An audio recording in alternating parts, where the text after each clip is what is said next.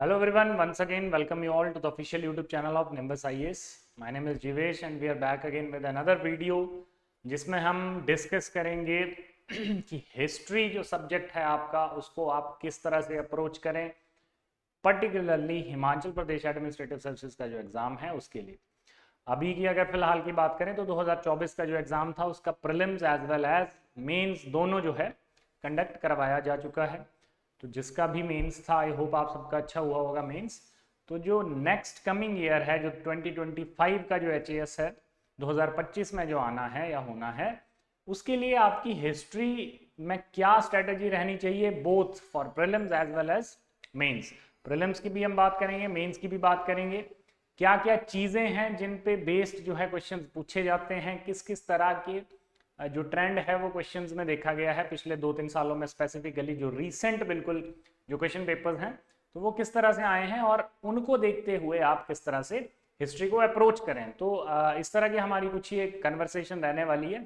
तो without wasting any time let us start. ठीक है जी, तो सबसे पहले कुछ की पॉइंट्स के बारे में बात कर लेते हैं कि हिस्ट्री को आपने अगर पढ़ना है तो उसके लिए कुछ ज़रूरी चीज़ें जो हैं वो क्या हैं। जैसे पहली यहाँ पे बात करें तो आपको एक चीज़ ज़रूर समझनी है, और एक चीज़ मैं और बता देता हूँ, ये प्री प्लस मेंस दोनों की बात करेंगे हम। ठीक है, साइमल्टेनियसली दोनों की बात करेंगे। तो सबसे पहली चीज़ है वेटेज, कि कितनी वेटेज जो है इस सब्जेक्ट को दी गई है, या कितना पोर्शन जो है हिस्ट्री से प्रीलिम्स में एज वेल एज मेंस में आपको आता है। तो that is very important to understand.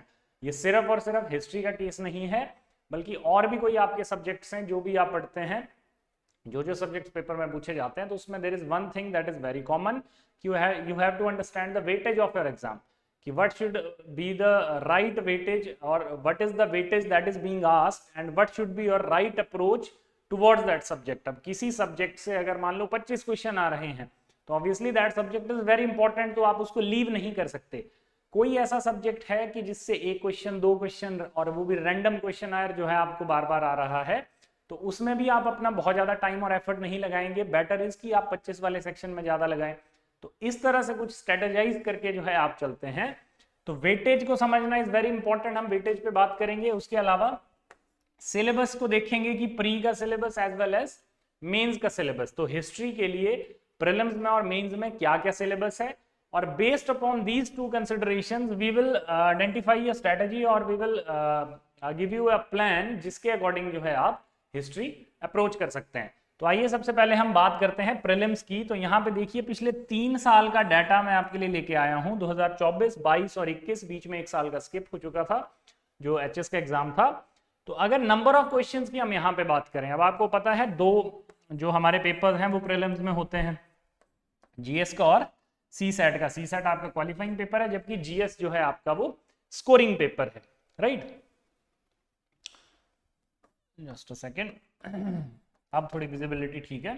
तो जीएस का और सी सेट का, तो जीएस वाले सेक्शन में जो हिस्ट्री की वेटेज इस साल के एग्जाम में, जो लेटेस्ट एग्जाम की हम जो बात करते हैं, जो 2024 में कंडक्ट करवाया गया, तो आपको 13 क्वेश्चंस ऐसे थे जो आपको हिस्ट्री से पूछे गए थे। ठीक है, दूसरी अगर हम बात करें 2022 वाले एग्जाम की जो 2023 में हुआ था, तो उसमें नंबर ऑफ क्वेश्चंस जो पूछे गए थे वो 10 थे। और 2021 वाला एग्जाम जो कि 2022 में हुआ था, उसमें भी जो नंबर ऑफ क्वेश्चंस थे हिस्ट्री सेक्शन से वो आपके कितने थे, 10 थे। ठीक है, तो मैं ज्यादा बहुत पीछे नहीं लेके जा रहा इसको कि पिछले 5 साल में, पिछले 8 साल में, 10 साल में, बिकॉज उस एनालिसिस का फायदा अभी जो टाइम चला है उसके हिसाब से वो रेलेवेंट नहीं है, बिकॉज सिलेबस इज सेम। 2016 में अमेंड हुआ था, उसके बाद से बिल्कुल वही सिलेबस है, लेकिन जो ट्रेंड शिफ्ट हुआ है, पेपर पूछने का जो स्टाइल है वो जिस तरह से चेंज हुआ है, तो जो पुराना स्टाइल है तो उसको अभी जिस तरह का लेवल ऑफ कंपटीशन है और अभी जिस तरह की लोग तैयारी कर रहे हैं, तो पुराने स्टाइल को कंसिडर करना या उसको बेस मान के आगे की स्ट्रेटेजी तैयार करना वो कहीं ना कहीं ठीक नहीं होगा। तो जो लेटेस्ट एग्जाम है, लास्ट 3 एग्जाम, ये पोस्ट कोविड ये तीनों एग्जाम जो है वो कंडक्ट करवाए गए हैं 22 में, 23 में, 24 में। तो इनका जो है ट्रेंड आप देख लीजिए कि 13, 10 और 10 इतने नंबर ऑफ क्वेश्चंस आपको देखने को मिले हैं। ठीक है, अब इस चीज से क्या फर्क पड़ता है, देखिए जो हमारे नंबर ऑफ क्वेश्चंस हैं उससे हमें क्या पता चलता है।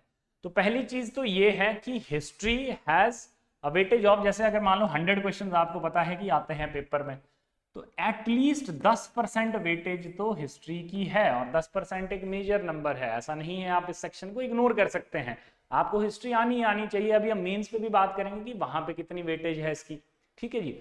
तो 10% वेटेज एक बहुत बड़ा नंबर होता है। तो हिस्ट्री को एक स्ट्रेटेजिकली तैयार करना या एक अच्छे तरीके से तैयार करना प्रीलिम्स के लिए भी मेंस के लिए भी वो बड़ा इंपॉर्टेंट हो जाता है।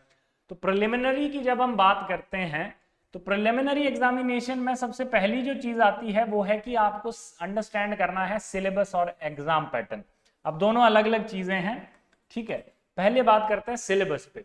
तो सिलेबस अगर मैं प्रीलिम्स की बात करूं तो जो सिलेबस आपके प्रीलिम्स के लिए गिवन होता है वो होता है कि 1857 और उसके बाद का जो टाइम पीरियड है जिसको हम फ्रीडम स्ट्रगल ही कह लें तो ठीक है, वो पूछा जाता है। और 1857 से पहले मिड 18 सेंचुरी जो है, मिड 18 सेंचुरी से लेके 19 सेंचुरी के बीच में जो सोशल रिलीजियस रिफॉर्म्स हैं वहां से क्वेश्चन पूछे जाते हैं।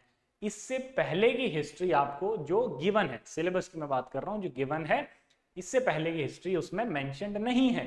लेकिन एक चीज मैं आपको बता देता हूं, यहां पे देखिए मैंने लास्ट पॉइंट यहां पे नोट डाउन करा है कि जो 20 to 25% जो क्वेश्चंस हैं, कहने का मतलब है जैसे हमने देखा कि 13 क्वेश्चन या 12 या 10 क्वेश्चन, तो 20 क्वेश्चन का मतलब 10 में से 2 क्वेश्चन, ठीक है, या मान लो 3 क्वेश्चन, तो 2 से 3 क्वेश्चन या किसी साल 15 आ गए तो 4 क्वेश्चन जो हैं आपके 25% के आसपास, वो बहुत बार एंशिएंट हिस्ट्री से और मेडाइवल हिस्ट्री से पूछ लिए जाते हैं, ठीक है। जैसे अभी I think it was an exam of 2021, अब उसमें मुगल एम्परर्स लिखे थे और मुगल एम्परर्स को बोला था क्रोनोलॉजिकली ऑर्डर में अरेंज करने के लिए, तो वो तो मेंशन्ड नहीं है। Medieval history is nowhere mentioned in your prelims syllabus, लेकिन फिर भी वहां से क्या है, क्वेश्चंस आपको पूछ लिए जाते हैं।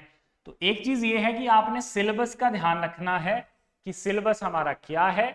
मेरा सजेशन ये रहेगा कि स्टिक टू द सिलेबस जो आपको मेंशन किया गया है। मिड 18 सेंचुरी से लेके अप टू इंडिपेंडेंस आपको चीजें पूछी जाती हैं, आप उस पर फोकस करें, ज्यादा से ज्यादा फोकस करें।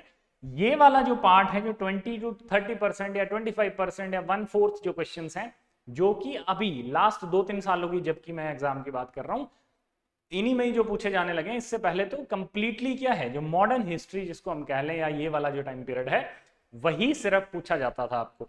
तो इसको किस तरह से तैयार करना है उस पर ज्यादा फोकस ना करते हुए आपने जो 80% ऑफ द सिलेबस बाकी बच गया, जो कि क्या है, मॉडर्न इंडियन हिस्ट्री है, मॉडर्न इंडियन हिस्ट्री है, तो मॉडर्न इंडियन हिस्ट्री को ज्यादा फोकस करना है। तो ये चीज आप ध्यान रखेंगे, ठीक है।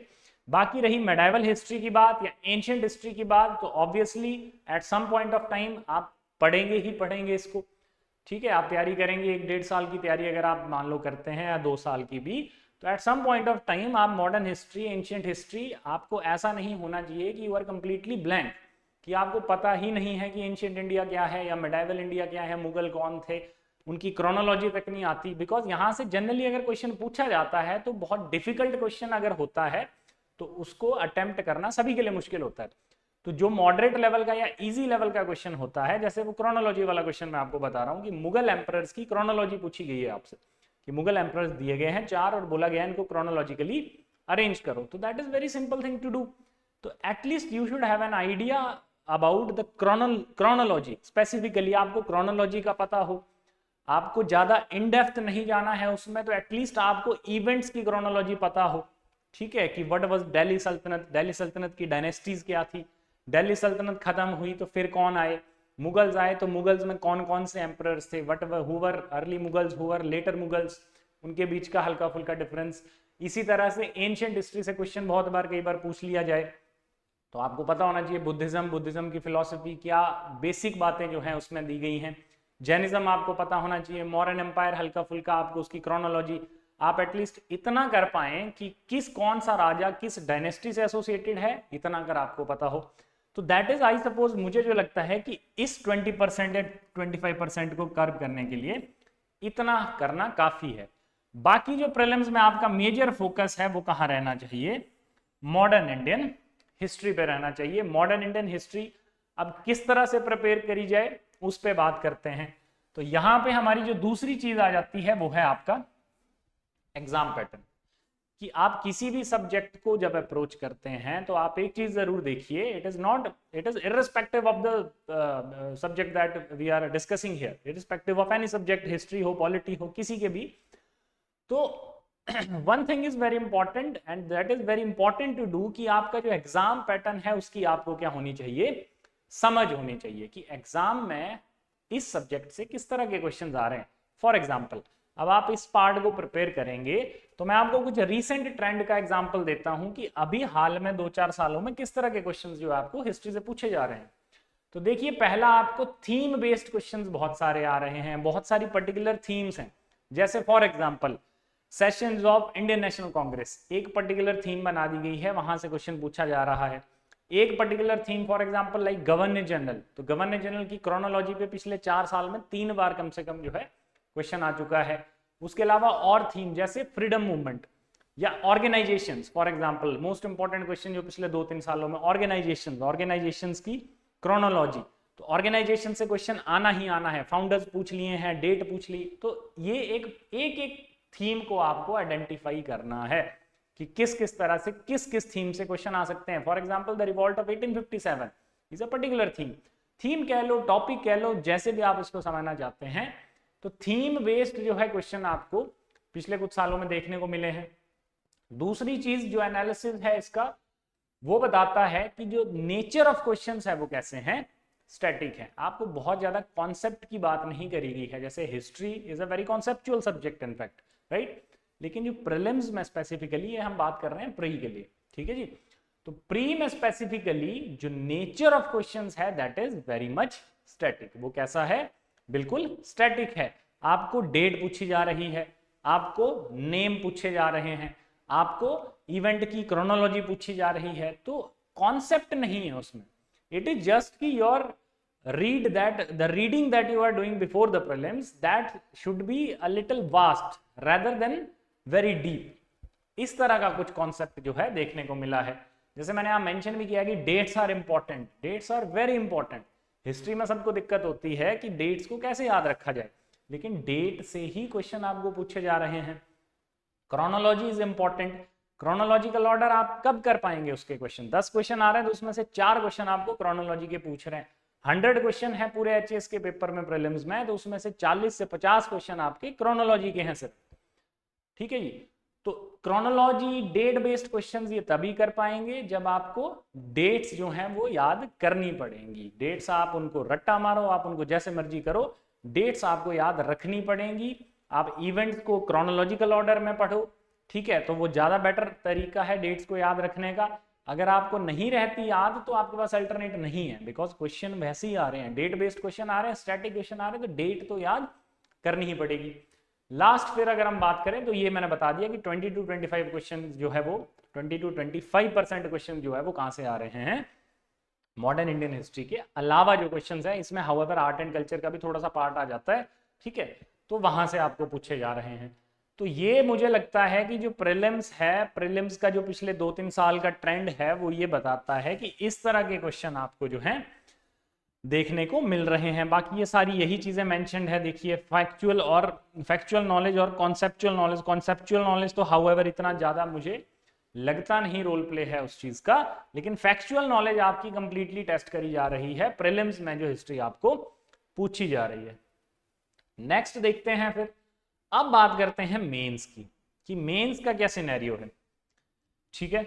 तो मेंस की अगर हम बात करें तो आपको पता है जो GS 1 का हमारा पेपर है, ठीक है, तो GS 1 की जो यूनिट 1 है, यूनिट 1 का भी सब unit 1 sub unit 2 both are related to history, ठीक है जी। यूनिट 1 में art and culture and history mix करके डाली गई है, और जो यूनिट 1 में जो हिस्ट्री है that is Indian history and that specifically modern Indian history, ठीक है, जो मॉडर्न इंडियन हिस्ट्री है वो दी गई है। इसके अलावा जो आपकी यूनिट 1 की सब यूनिट 2 है उसमें आपको एक चीज देखने को मिलती है that is world history. Now this world history is exclusively part of your mains syllabus, keep it in mind.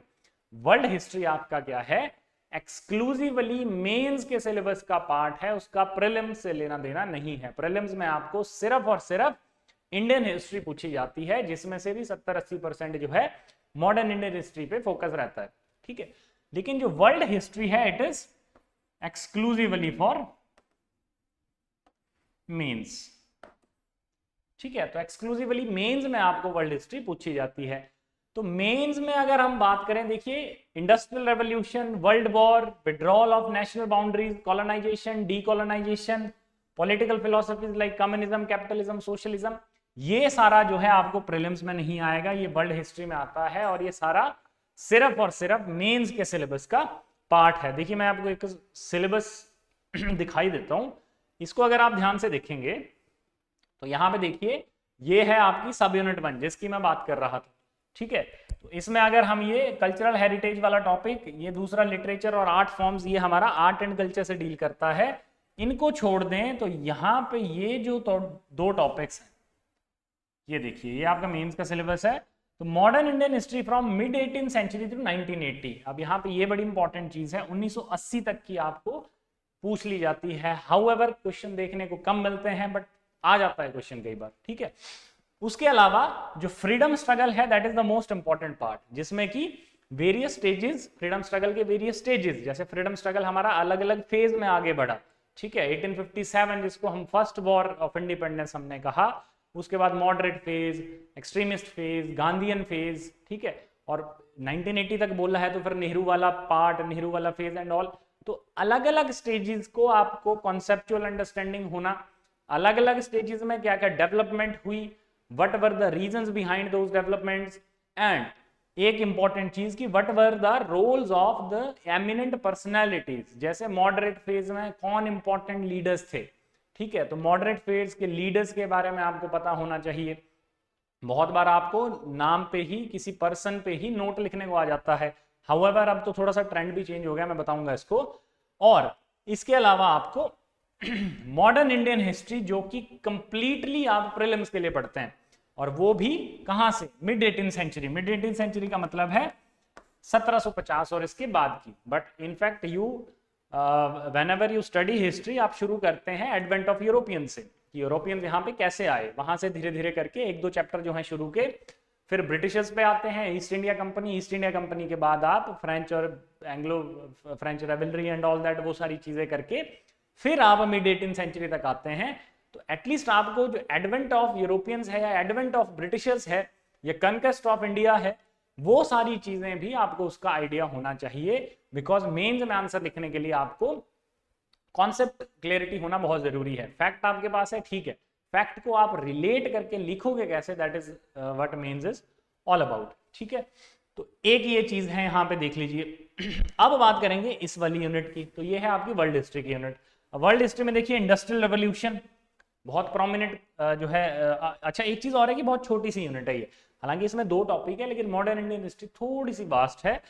इस टॉपिक की अगर मैं बात करूं तो इसमें देखिए इमर्जेंस ऑफ कैपिटलिज्म, कैपिटलिज्म किस तरह से इमर्ज हुआ, उसके अलावा इंडस्ट्रियल रेवोल्यूशन क्या है, इंडस्ट्रियल रेवोल्यूशन कहां से शुरू हुआ, क्या कारण थे कि इंडस्ट्रियल रेवोल्यूशन यूरोप में हुआ, बाकी जगह क्यों नहीं हुआ, इंडस्ट्रियल रेवोल्यूशन का इन रिलेशन टू इंडिया, उसके सोशल इंपैक्ट, उसके इकोनॉमिक इंपैक्ट किस किस तरह से पड़े, वो सारी चीजें आप इसमें करेंगे। फासिस्ट आइडियोलॉजी आपको करना है और इसकी इंप्लीकेशन क्या थी, ग्लोबल इंप्लीकेशन फासिज्म की, वो आपको समझना है। वर्ल्ड वॉर, ये बहुत प्रोमिनेंट क्वेश्चन है, ठीक है। वर्ल्ड वॉर जो हमारी 2 वर्ल्ड वॉर हुई, इनफैक्ट इस साल भी जो क्वेश्चन था 12 मार्कर जो क्वेश्चन था that was on world Wars. जो फर्स्ट वर्ल्ड वॉर का था कि 1904 से 1914 I think this was the question, कि 1904 से 1914 के बीच में ऐसे कौन से इवेंट्स थे जिन्होंने वर्ल्ड वॉर जो थी फर्स्ट वर्ल्ड वॉर उसको ट्रिगर करा, ये आपसे क्वेश्चन पूछा गया था। तो यहां से लगभग आपको, अगर आप पिछले 5 साल के क्वेश्चन पेपर उठा के देखेंगे मेंस के, तो आपको यहां से रिपीट क्वेश्चन देखने को मिल जाएगा, बिकॉज छोटी सी यूनिट है। यही आपने पढ़ना है कि 2 वर्ल्ड वॉर्स हुई, उनके बाद जो यूरोप की बाउंड्रीज थी वो किस तरह से चेंज हुई, तो जो न्यू बाउंड्री बनी या जो बाउंड्री सेटलमेंट्स हुई बिटवीन वेरियस नेशंस, तो वो क्या क्या थी, कैसे कैसे जो है वो सारी चीजें, हाउ डिड दैट हैपन, ठीक है। फिर decolonisation, nationalism, socialism, colonisation, globalisation, ये सारी चीजें आपको जो है मॉडर्निटी का कॉन्सेप्ट, ये सारा जो है मॉडर्न हिस्ट्री का पार्ट है, और ये सिर्फ और सिर्फ आपको मेंस में आएगा, ठीक है। तो अब मेंस के लिए मैं एक चीज बता देता हूं, मेंस के लिए आपको हर एक टॉपिक को इंडिविजुअली जो है तैयार करना है। जैसे फॉर एग्जाम्पल यहाँ पे आपको बोला गया है इंडस्ट्रियल रेवोल्यूशन, या इसके अलावा कुछ और टॉपिक में बताता हूँ, जैसे इंडस्ट्रियल रेवोल्यूशन ही चलिए ले लेते हैं। इंडस्ट्रियल रेवोल्यूशन की शुरुआत, इंडस्ट्रियल रेवोल्यूशन की शुरुआत क्यों, industrial revolution first industrial revolution, second industrial revolution, third, फिर उसका इंडिया पे impact, specifically in relation to India, ये जरूर करना है। तो आपको एक होलिस्टिक वे में उसको तैयार करना है। यहाँ पे सिर्फ मेंशन्ड है इंडस्ट्रियल रेवोल्यूशन, लेकिन आपको क्वेश्चन वहां से कुछ भी पूछा जा सकता है। इंडस्ट्रियल रेवोल्यूशन का इंपैक्ट इंडिया पे पूछा जा सकता है, इंडस्ट्रियल रेवोल्यूशन से कुछ और चीजें पूछी जा सकती हैं, ठीक है।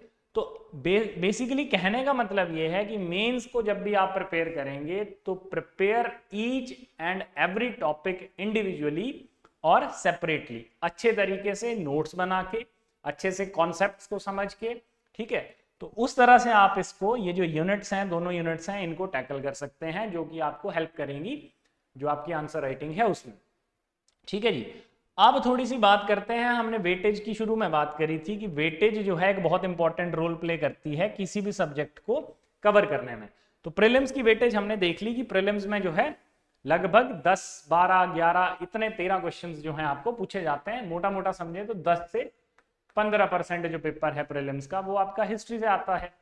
अब मेंस की बात करें, देखें तो मेंस के लिए मैं यहाँ पे सिर्फ और सिर्फ जो 2024 में अभी जो मेंस खत्म हुआ, लास्ट मंथ खत्म हुआ, ठीक है, तो सिर्फ और सिर्फ उसकी बात कर रहा हूं। क्यों कर रहा हूं, देखिए 2024 से पहले जो आपका मेंस एग्जाम होता था जीएस का, ठीक है, तो उसमें 3 तरह के सवाल आते थे, 4 markers, 8 markers and 20 markers. 4 number के 15 सवाल, 8 नंबर के 10 सवाल और 20 नंबर के 3 सवाल, और ये सारा कितना हो जाता था, 200 नंबर का पेपर हो जाता था। GS1, GS2, GS3 इस तरह से 200 200 200 के होते थे।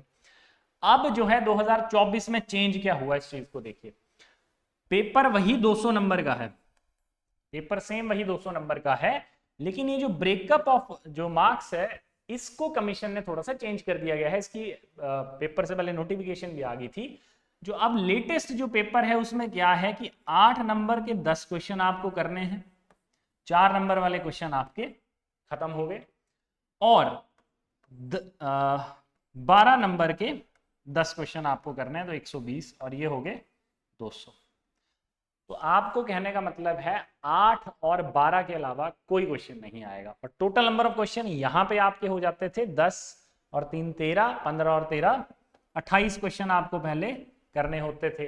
अब आपको 20 क्वेश्चन करने हैं एक चीज, और 8 और 12 में ही करने हैं, तो 20 वाला क्वेश्चन भी नहीं आएगा और 4 वाला भी नहीं आएगा। तो इससे पहले जितने पेपर हुए उसमें तो अगर हम उसको कंसिडर करेंगे कि उसमें हिस्ट्री कैसे पूछी गई थी, तो उसकी वेटेज का क्राइटेरिया ये है, लेकिन ये क्राइटेरिया पेपर के लिए अब सही नहीं है, क्योंकि पेपर तो इस तरह से आ रहा है, ठीक है। तो अभी पहला एग्जाम जो है इस साल हुआ है, तो अगर उसकी हम बात करें तो देखिए 16 मार्क्स का पेपर मॉडर्न इंडियन हिस्ट्री से पूछा गया था। कहने का मतलब है 8 × 2 16, ठीक है। 8 नंबर के 2 क्वेश्चन आपको कहां से आए थे, मॉडर्न इंडियन हिस्ट्री से आए थे, और उसके अलावा एक क्वेश्चन आपको वर्ल्ड हिस्ट्री से, जो मैंने आपको बताया अभी थोड़ी देर पहले, 12 मार्कर जो क्वेश्चन था, जिसमें इवेंट्स पूछे गए थे 1904 से 14 के बीच में, जिन्होंने फर्स्ट वर्ल्ड वॉर को ट्रिगर करा, तो वो क्वेश्चन आपको कहां से आया था, वर्ल्ड हिस्ट्री से आया हुआ था। तो इस बार की अगर हम बात करें तो 16 और 12 28, तो 200 में से 28 नंबर का जो पेपर है वो आपका कहां से आया था, हिस्ट्री वाले सेक्शन से आया था। तो इसको भी अगर हम कैलकुलेट कर ले परसेंटेज में, तो 20 8, तो ये 14-15% बनता है, 14%, 15 नहीं बनता, 13-14%, 15% आप लगा के चलो ज्यादा। तो कहने का मतलब है जितनी वेटेज आपकी प्रीलिम्स में है 10 से 15%, उतनी ही वेटेज आपकी हिस्ट्री की मेंस में भी है, ठीक है। और 10 से 15% एक इंपॉर्टेंट वेटेज होती है मेंस में, हाउएवर वहां पे तो आपको छोड़ने का ऑप्शन मिलता नहीं है, ठीक है, वहां पे तो करना मैंडेटरी होता है। प्रीलिम्स में आप ऐसे स्किप कर सकते हैं क्वेश्चन, यहाँ पे स्किप करने का ऑप्शन नहीं है। तो 10 से 15% है, 14%, 15% वेटेज बहुत ज्यादा होती है। तो ये जो सिलेबस की मैं बात कर रहा था, इस सिलेबस को अच्छे तरीके से तैयार करना, हर एक टॉपिक को सेपरेटली उसको समझकर, उसके नोट्स बनाकर, जिस भी तरह से आप करते हैं वैसे आप करेंगे तो तभी आप ये जो ये 25-30 नंबर का क्वेश्चन यहां से आ रहा है इसको अच्छे से कर पाएंगे। ठीक है, नेक्स्ट आगे चलते हैं। अब बात करते हैं थोड़े से सोर्सेज की। ठीक है, कि स्ट्रेटेजी तो हमने बात कर ली कि कैसे कैसे करना है और कितना करना है। ठीक है, अब देखेंगे कि सोर्सेज कौन कौन से हैं। तो प्रीलिम्स के लिए देखिए 2 सोर्सेज मैं रेकमेंड करता हूं हमेशा। ठीक है, पहला जो आपका सोर्स है for any subject, specifically history polity जैसे सब्जेक्ट्स के लिए, वो है आपकी जो एनसीईआरटी की टेक्स्ट बुक है 6ठी से लेके 12वीं तक की। ठीक है, आप 6th क्लास से पढ़ना शुरू कीजिए, 12th क्लास तक आप 1 महीने के अंदर उनको खत्म कर देंगे। और एक चीज और है कि ये जो है बहुत बेसिक बुक्स हैं। हाँ, थोड़ा सा आपको लैंग्वेज बैरियर, अगर आपकी लैंग्वेज बहुत अच्छी नहीं है तो फील हो सकता है। अदरवाइज कॉन्सेप्चुअली अगर आपको समझना है किसी भी कॉन्सेप्ट को, कोई बेसिक से बेसिक कॉन्सेप्ट हिस्ट्री का, पॉलिटी का, इकोनॉमी का, ज्योग्राफी का, तो NCERT is the foundation. NCERT में आप जाइए, एनसीईआरटी से 6ठी से लेके 12वीं तक की एनसीईआरटी आप पढ़िए, और उससे आपको जो कॉन्सेप्चुअल अंडरस्टैंडिंग होगी उसके बाद आप एक स्टैंडर्ड बुक रेफर करिए जो most of the people who are aspiring for this exam वो करते हैं। जैसे यहां इस केस में जो स्पेक्ट्रम की बुक है वो मैं रेकमेंड कर रहा हूं। स्पेक्ट्रम जो है ये देखिए यहां पे लगा हुआ है, Spectrum publication. It is a book written by Rajiv Ahir. तो modern India Spectrum brief history of modern India किताब का नाम है। कवर पेज इसका अगर लेटेस्ट एडिशन कोई आ गया होगा तो चेंज हो गया होगा, आप इसको देख लीजिएगा। Spectrum by Rajiv Ahir, modern India की ये किताब है, इसको आप रेफर कर लीजिए। ठीक है, दिस बुक इज सफिशिएंट। इसको आप प्रीलिम्स में भी मेंस में भी दोनों जगह आपको हेल्प करेगी ये मेंस में। हाउएवर इसके अलावा एक आधा सोर्स आपको और हो सकता है जरूरत पड़ जाए, लेकिन प्रीलिम्स के लिए तो this book is sufficient. However मैं ऐसा नहीं कह रहा कि इस बुक से डायरेक्टली क्वेश्चन आते हैं, लेकिन इसको अगर आप अच्छे से पढ़ लेंगे तो एटलीस्ट आपके जो बेसिक्स हैं वो क्लियर हो जाएंगे। पेपर में तो कुछ भी आ सकता है, पेपर को आप एक्सपेक्ट नहीं कर सकते कि यहां से आएगा या इस पेज से आएगा, इस किताब से, इस चैप्टर से आएगा। पेपर में ऐसा कॉन्सेप्ट नहीं चलता। लेकिन this book is very good for your basic understanding, जो कि आप एनसीईआरटी पढ़ने के बाद डेवलप कर चुके होंगे। तो इस बुक को पढ़ने के बाद आपके हिस्ट्री का एक जो लेवल है वो सेट हो जाएगा। तो ये बुक जो है प्रीलिम्स के लिए बहुत इंपॉर्टेंट है। दूसरी चीज, अब बात करते हैं मेंस। तो मेंस के लिए अगर हम सोर्सेज देखें तो मेंस के लिए देखिए, एक तो आपकी जो ऑलरेडी मैंने बताया कि all the above books to continue studying in a sync, जो भी किताबें एनसीईआरटी की हमने बात करी, एनसीईआरटी तो हाउएवर 1-2 बार आपने पढ़ ली, आपको अच्छे से समझ आ गई, तो बार बार उसको आप पढ़ते भी नहीं है। लेकिन जो स्टैंडर्ड बुक्स हैं जैसे स्पेक्ट्रम मैंने बात करी, तो बहुत सारे क्वेश्चन ऐसे हैं जो आपको Spectrum, now this is one thing, एक चीज जो आपको समझनी है कि HAS is not UPSC. UPSC में थोड़ा सा जो ट्रेंड है that is different from the state PCS और the Himachal administrative services exam. अगर आप स्पेक्ट्रम को भी बहुत अच्छे से कवर कर लेते हैं तो वहां से भी आपको there is very less chances, बहुत कम चांसेस हैं कि वहां से आपको कोई क्वेश्चन मेंस में भी अगर आपको वहां से सॉल्व नहीं हो पाए। स्पेसिफिकली मॉडर्न इंडिया के लिए बात कर रहा हूं, लेकिन फिर भी एडिशन के तौर पर आप बिपिन चंद्रा की इंडिया स्ट्रगल फॉर इंडिपेंडेंस, ये देखिए यहां पे बुक है, India struggle for independence, Bipin Chandra द्वारा जो लिखी गई है, इसको आप रेफर कर सकते हैं। ये आपको जो है एक अच्छी जो है अंडरस्टैंडिंग और इन डेप्थ एनालिसिस जो है दे देगा इंडिया के फ्रीडम स्ट्रगल का, जो हमारे सिलेबस में भी मेंशन था। ठीक है, उसके अलावा जो हमारा दूसरा पार्ट है, जो दूसरी यूनिट है हमारी सब यूनिट 2, जो कि वर्ल्ड हिस्ट्री की है, तो वर्ल्ड हिस्ट्री के लिए आप एक चीज है एक तो पहले ये देखिए 11th क्लास की एक एनसीईआरटी की बुक आती है, themes in the world history, ये मैंने यहाँ पे लगाई हुई है, themes in world history, text book for history in class 11th। इसको जरूर रेफर कीजिए। अगर आप इसको अच्छे से पढ़ लेंगे तो आई डोंट थिंक कि आपको इसके अलावा कोई और बुक पढ़ने की जरूरत भी है। ठीक है, लेकिन फिर भी मास्टर अगर आपने करना है वर्ल्ड हिस्ट्री को, तो mastering modern world history, book का नाम यही है, मास्टरिंग मॉडर्न वर्ल्ड हिस्ट्री, ये जो है नॉर्मल लॉ की किताब है, तो इसको आप पढ़ सकते हैं। इसमें जितना आपका सिलेबस है वो पूरा, उसके अलावा भी बहुत सारी चीजें हैं, तो आपका सिलेबस तो पूरा इसमें जो है वो कॉम्प्रिहेंसिवली उसको कवर किया गया है। ठीक है जी, समझ गए बात? तो ये इसमें एक चीज है। तो ये 2-3 कुछ सोर्सेज हैं जिनको आप फॉलो करें, बट माय रिकमेंडेशन इज कि कभी भी आप किसी भी सब्जेक्ट को पढ़ते हैं, आप प्रीलिम्स के लिए पढ़ रहे हैं, मेंस के लिए पढ़ रहे हैं, वो अलग चीज है, कभी भी कोई भी सब्जेक्ट पढ़ते हैं, ऑलवेज कीप योर जो सोर्सेज हैं देम रिस्ट्रिक्टेड। आपके रिसोर्सेज कम होने चाहिए। कोशिश करें एक ही बुक को 10-15 बार पढ़ें रेदर देन कि 10-15 बार बुक को अलग अलग 10-15 बुक्स पढ़ें। ठीक है, तो एक बुक आपकी जो स्टैंडर्ड बुक है जिसको आप प्रीलिम से पढ़ते आ रहे हैं वो आपकी बहुत बहुत अच्छे से प्रिपेयर होनी चाहिए, बहुत अच्छे से आपको जो है उसमें से चीजें क्लियर होनी चाहिए, राइट। उसके बाद आप ये सारी रेफर कर सकते हैं, ये अच्छी किताबें हैं, इनको आप करेंगे तो इससे आपका हिस्ट्री जो है इसमें से कुछ चीज नहीं बचेगी। एक लास्ट चीज, जो एक मेरा सजेशन लास्ट में है वो ये है कि apart from books, however book learning जो है that can never be replaced, it is very important to read books, but एक चीज है कि आजकल के टाइम पे जो ऑनलाइन सोर्सेज हैं, जैसे आपका यूट्यूब हो गया फॉर एग्जाम्पल, यूट्यूब पे आपको इतना कंटेंट मिल जाता है, हर एक टॉपिक के बारे में आपको 3D वीडियोस मिल जाती हैं, आपको एनिमेशन के साथ वीडियो मिल जाती हैं जो आपकी जो विजुअलाइज आप कर पाते हैं हिस्ट्री को, तो वो एक बहुत अच्छा लर्निंग मेथड है। तो books apart from books, it is not on the cost of books कि आपने बुक्स छोड़ दी वहीं आप शिफ्ट हो गए, नहीं। अपार्ट फ्रॉम बुक्स, किताबों के अलावा please go through to Google, वहां से हेल्प लीजिए। आपको कोई टॉपिक नहीं समझ आ रहा किताब में, गूगल पे सर्च कीजिए। गूगल पे समझ नहीं आ रहा, there are several videos available on YouTube, और हम भी बहुत जल्दी एक जो है अभी एक सीरीज चलाने वाले हैं जिसमें अलग अलग सब्जेक्ट्स को अगली साल के लिए हम किस तरह से अप्रोच करें, टॉपिक वाइज थोड़ा थोड़ा रोज करके हम उनको चलेंगे। तो बहुत सारी आपको वीडियोज ऐसी मिलेंगी, और भी बहुत सारी वीडियोज यूट्यूब पे जो कि आपकी जो कॉन्सेप्चुअल अंडरस्टैंडिंग है उसको क्लियर करने के लिए बहुत हेल्पफुल रहेंगी। तो बी ओपन माइंडेड, अपना दिमाग को थोड़ा खुला रखें, और जहां से आपको अच्छी इंफॉर्मेशन मिल रही है उसको आने दें। That is all we have for you today. Thank you so much.